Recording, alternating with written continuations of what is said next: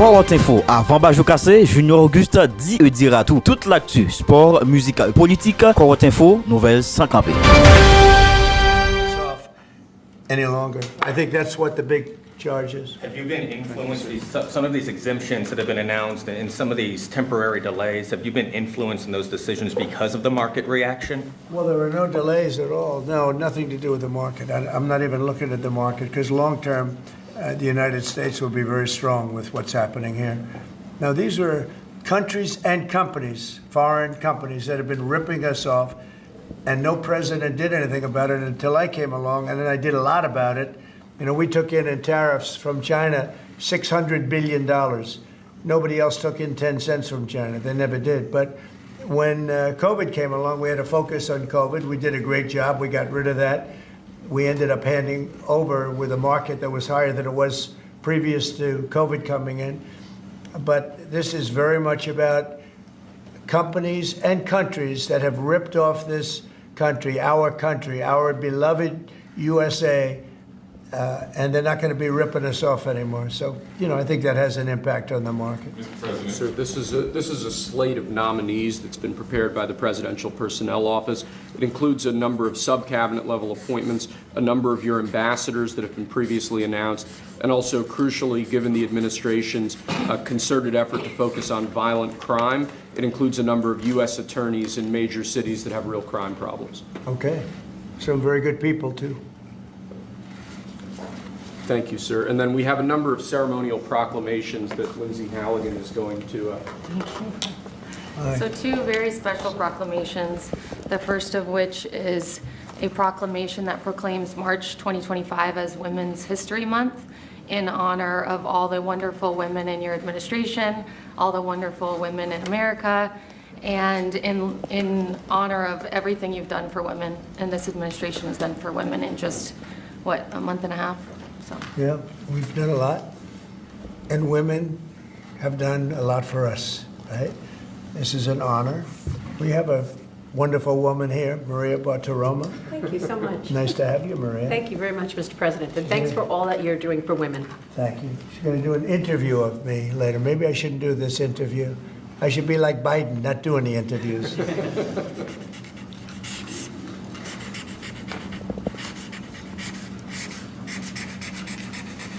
That's great. Women, we love you. We love you too, sir. Thank you. Okay.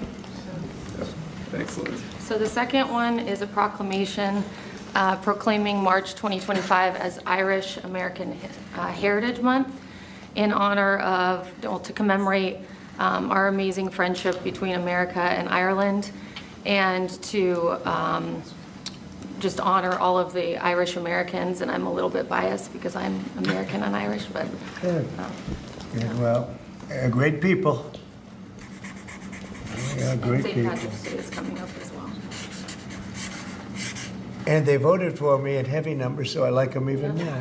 You have to like it. You know, you're not supposed to, but you have to like that. All right. So for the Irish American people, proclamation. Okay. Thanks. President. Thanks, Lindsay. Mr. President, your envoy Steve Witkoff told us a little while ago that if Hamas does not release hostages, that the U.S. and Israel could take some action.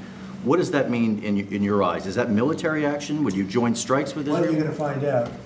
I had the honor of spending a lot of time yesterday with quite a few of the people that we got out, and I can't believe how badly treated they were, really badly treated. Stories that you wouldn't even believe. Some of it was documented, some of it was so bad you couldn't really, I don't think you can put it on. And it's a shame. And they said one thing, they have 59 hostages, of which many of them are killed. They want to know if we could just continue. They said without us, look, Biden wasn't able to get anybody out. We came along and they started releasing. But we have 59 left, of which 24 are living. The rest are dead. And I put out a statement. It's sort of self-explanatory, I think. But somebody's going to have to get a lot rougher than they're getting. It's a shame. And those 24 that are living, because they were with them just 2 weeks ago or 3 weeks ago, depending on when they got out. But they said they're in very bad shape. You spoke today with your cabinet members and Elon Musk. I did. What did you tell them in regards to Elon Musk and his authorities to carry out actions? We had a great meeting. We had Elon and we had some of the representatives for the business reps. We also had most of the cabinet members, not all of them. It doesn't really pertain to all of them, but many of them. And I thought it was a really good meeting. It was about cutting because everybody knows the country's way out of control in terms of the number of people. We have many people that don't work. We have many people probably that aren't even living that are getting checks. And we're finding all of that out, and it's being reported. We're going to save hundreds of billions of dollars. We've already saved a lot. And parts of it are contracts that are expired that we're paying on. Many crazy things that, you can see it happening. It shouldn't happen, but you can see it happening. You see a lot of it being put out. But the other thing I think most important for today, I want the cabinet members to keep good people. I don't want to see a big cut where a lot of good people are cut. I want the cabinet members to keep the good people, and the people that aren't doing a good job, that are unreliable, don't show up to work, etc., those people can be cut. So I had a meeting, and I said, I want the cabinet members go first, keep all the people you want, everybody that you need. And it would be better if they were there for 2 years instead of 2 weeks, because in 2 years they'll know the people better. But I want them to do the best job they can. When we have good people, that's precious. That's very important, and we want them to keep the good people. And so we're going to be watching them, and Elon and the group are going to be watching them. And if they can cut, it's better. And if they don't cut, then Elon will do the cutting. So, Mr. President, is that a reflection that you think Doge and Elon Musk have been moving too quickly? No, I think they've done an amazing job. They've done an amazing job, and look at what they found. I read it the other night in the speech. I mean, they found these things where billions of dollars has been poured down the drain to things. That's not about people, that's about contracts where billions and billions of dollars was just thrown out the window. It probably got kickbacks. I'm sure there were tremendous kickbacks for the people that authorized those contracts. But no, Elon has been really teaching everybody about the numbers that you can do. But what I want is I want the numbers, but I also want to keep the good people. We want to get rid of the people that aren't working, that aren't showing up, and have a lot of problems. And so they're working together with Elon, and I think we're doing a really great job. We're cutting it down. We have to for the sake of our country. You can't have that kind of fat. It's bloat, and like nobody's ever seen before, where you need 20,000 and they have 120,000 people, and you just don't need that many. And it happens with companies, and it happens with governments, I guess. You could go to a lot of governments, you'd see the same thing. But we're trying to get it down. We want to be able, next year, we could balance the budget. I think there's a good chance we could balance the budget next year. We have a lot of good things happening. Plus, we have a lot of revenue things happening, like today with the shipbuilding. And this gentleman behind me is going to create a lot of jobs. And he's about the biggest there is in the world. We had the biggest chip maker in the world here a few days ago. He's going to be spending $200 billion on building plants. We're not giving them any money to build it either. It's not, that Chip Act is ridiculous, where the Biden thing, where they give billions of dollars to people that have nothing but money. They're not going to spend that money. They're just taking that money. We're giving nothing. They're coming in because of the tariffs, because they don't want to pay the tariffs, and they're opening up big. So, but with respect to people, I said, I want to cut the people, but I want to keep the good people. President, tariffs, sir, can you walk us through the next steps on this? Steel and aluminum tariffs are due to kick in next week on Canada, Mexico, and every other country. Are those going to be modified as well? No, those aren't modified. Those are happening next week. And the big one will be on April 2nd, when reciprocal tariffs. So if India or China or any of the countries that really, India is a very high tariff nation. I'll tell you what's a high tariff nation is Canada. Canada charges us 250% for our milk product and other product, and a tremendous tariff on lumber and things as such. And yet we don't need their lumber. We have more lumber than they do. We don't need Canada's lumber. So what I'm doing is I'll be signing an executive order freeing up our forests so that we're allowed to take down trees and make a lot of money and then reharvest trees.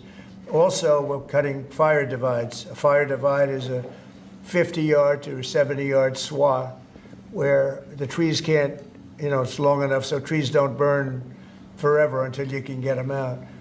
And those trees can be sold and made a lot of money with. So, but we'll be doing that. We don't need trees from Canada. We don't need cars from Canada. We don't need energy from Canada. We don't need anything from Canada. So where we can be self-sustaining, which is in most things. Look, we have more oil and gas than anybody. Our forests are massive, massive forests. We're just not allowed to use them because of the environmental lunatics that stopped us. So I'm going to be freeing that up very shortly so that we don't have to go to other countries to buy lumber. Why should we be buying lumber from other countries, paying tariffs, paying big prices, extraordinary prices, and we have lumber. We have the best lumber. Go ahead. And this USMCA exemption that you're essentially announcing today for this 1 month? It's just a modification, short term, because I didn't want to hurt the American. It would have hurt the American car companies if I did that. Would you consider the same sort of exemption or pause for the auto tariffs you're talking about next month? We're not looking at that, no. You're not No, we're not considering looking at exemption? that, no. No. President, Look at- revoking the Yep. TPS for the Ukrainians who live here in the U.S.? What about it? Are you considering revoking the TPS status for the more than 200,000 Ukrainians who live here in the U.S.?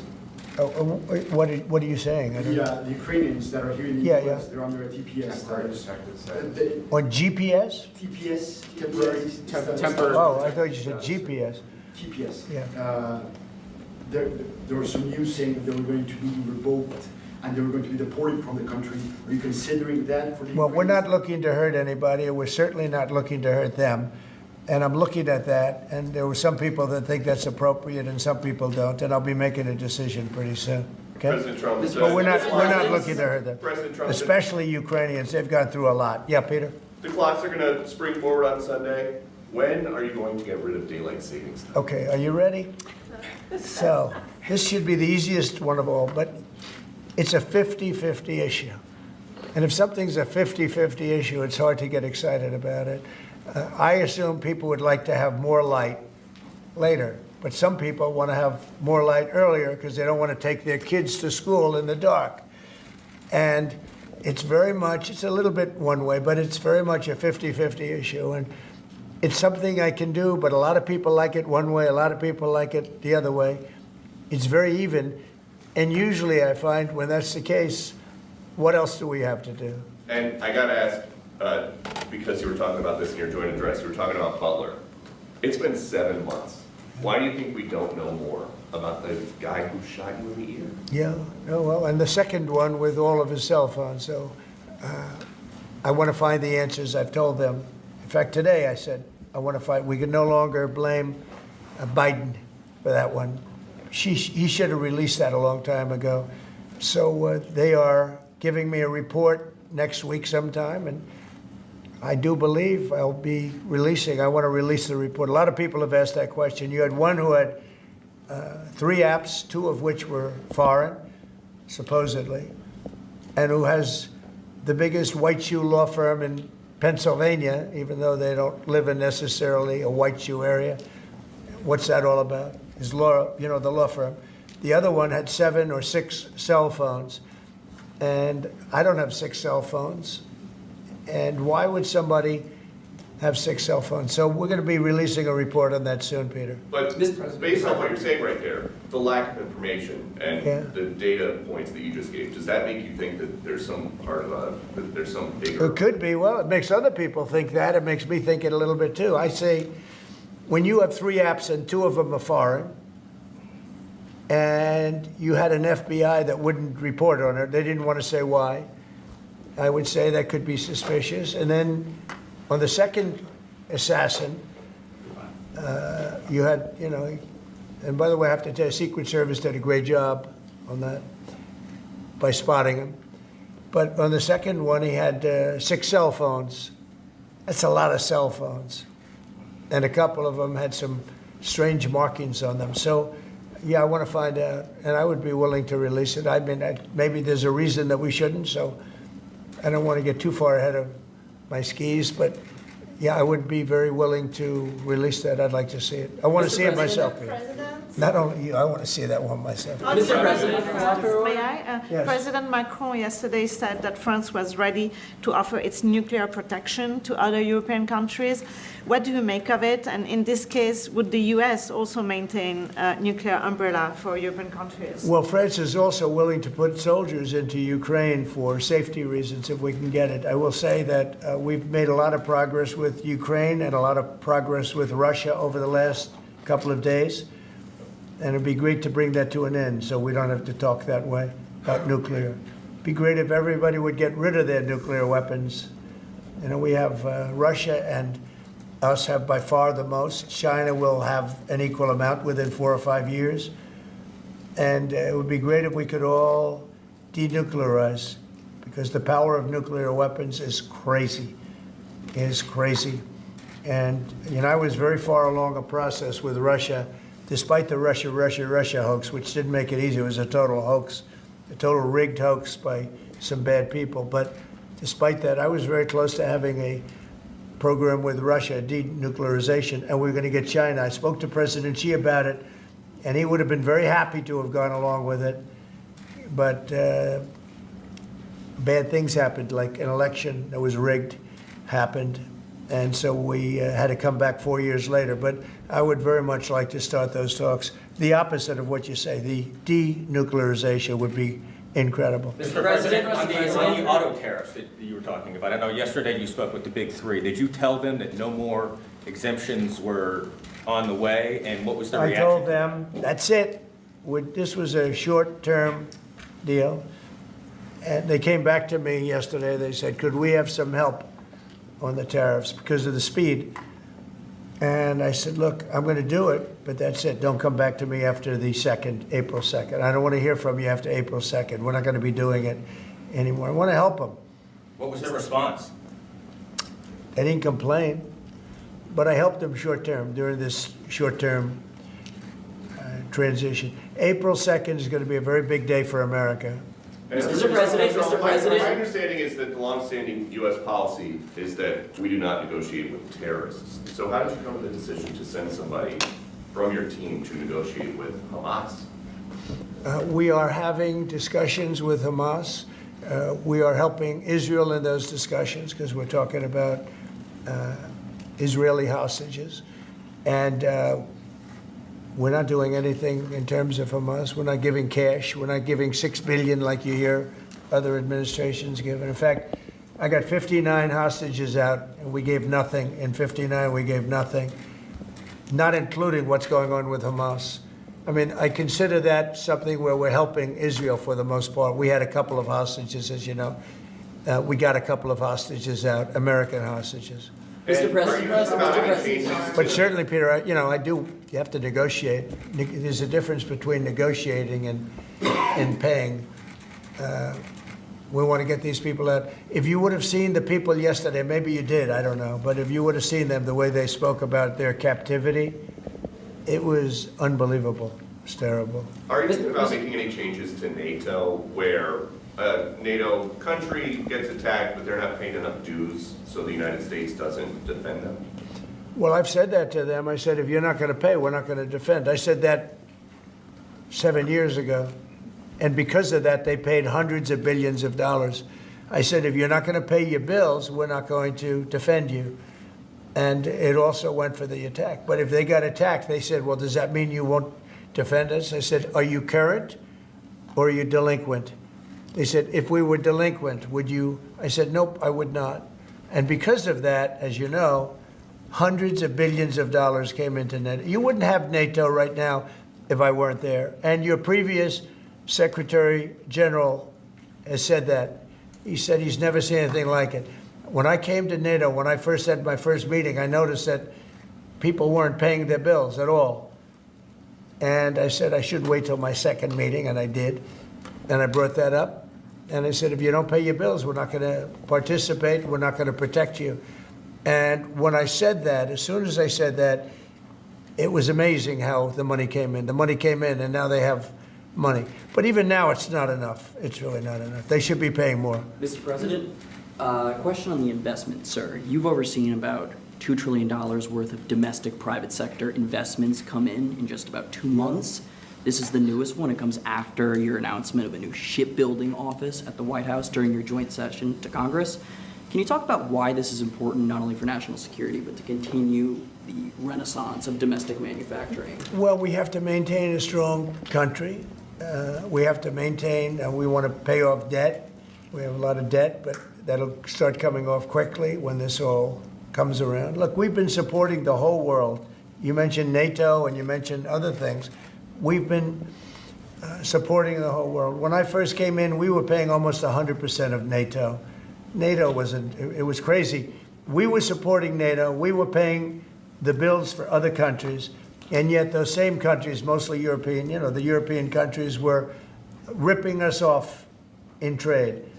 They won't take our cars. They wouldn't take our agricultural product. They wouldn't take anything. Yet we were taking their cars by the millions, Mercedes and BMW and Volkswagen, all of them. We were taking their cars. They weren't taking it. We were taking their farm products. They weren't taking ours. It was a total ripoff. And yet we were protecting them by giving them the money. And, that adds up to a bad number at the end of a lot of years. And that's what happened. And now it's time for this country to stop being ripped off. I had that done very much in the first administration, but then we had to focus on other things at the very end with COVID. But we had the greatest economy in history. We had the greatest economy in history. I think we're going to redo it here, but even better. And I wanted to do what we're doing now in the first term, but we had so many other things to do. We had to fix the border, which we did. We had to fix our military. We rebuilt our military. We completely rebuilt the military, only to watch Biden give so much of it away to Afghanistan, if you can believe it. It's not even believable. It's not even believable what he did. The damage that man did or that administration did to this country is frankly not even believable.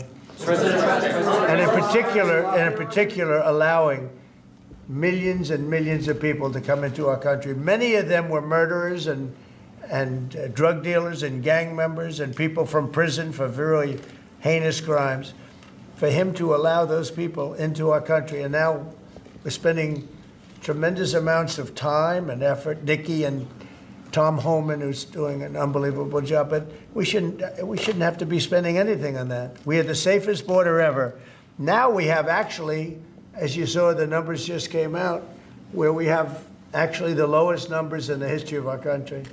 But we shouldn't have had to do that. What we're doing now is we're looking for murderers. Can you believe it? We're looking for murderers because thousands of murderers, some about 50%, killed more than one person.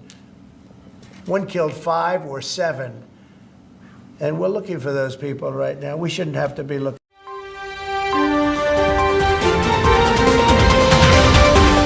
Quarante Info, avant Bajou Cassé, Junior Auguste dit et dira tout. Toute l'actu, sport, musique, politique, Quarante Info, nouvelles sans camper.